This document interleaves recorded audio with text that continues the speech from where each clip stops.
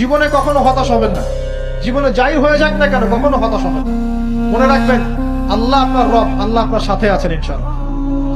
এই সমাজ আপনাকে যেভাবে শেখায়, কিভাবে শেখায়, এই যে স্কুল, কলেজ, ইউনিভার্সিটি, চাকরি, বিয়ে, সন্তান প্রতিপালন, আর তারপর ইন্না লিল্লাহি ওয়া ইন্না ইলাইহি রাজিউন, এই তো শেখায় নাকি?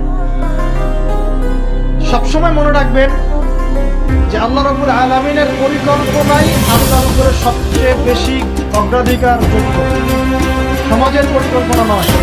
পরিবার আপনাকে চাপ দিচ্ছে, চাকরি পাস না, পড়াশোনা করিস না, পড়াশোনায় কেন তুই 80 নাম্বার পাইলি না, কেন চান্স পেলি না, কবে চাকরি পাবি, কবে আমাদেরকে দেখবি, খাওয়াবি, পড়াবি, এই চাপগুলো চারপাশ থেকে আসে কিনা? এতে করে অনেক যুবক দেখা যায় মাদকাসক্ত হয়, অনেকে দেখা যায় আত্মহত্যা করছে কিনা ভাই?